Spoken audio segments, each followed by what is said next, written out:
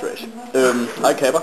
Vi vil gerne fortælle om 3 kemiske bindingstyper, som er kovalent, polær og ionbindinger. Kovalent polær binding, som er en binding mellem 2 atomer, hvor forskellen på elektronegativiteten er mellem 0,5 og 1,7. Og her har vi så et vandmolekyle som eksempel, hvor hydrogenatomerne har en elektronegativitet på 2,1, og oxygen har på 3,5.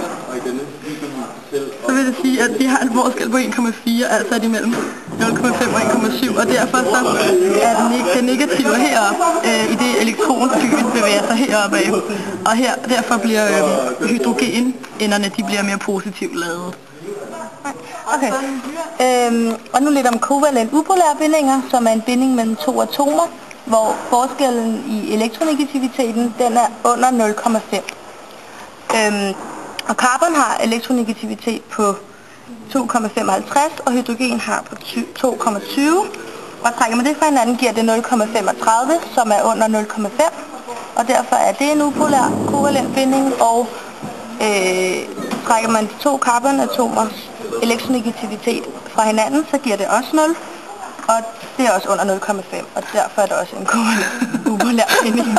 Ionbinding er en bindingstype, hvor elektronegativiteten mellem 2 atomer overskrider 1,7.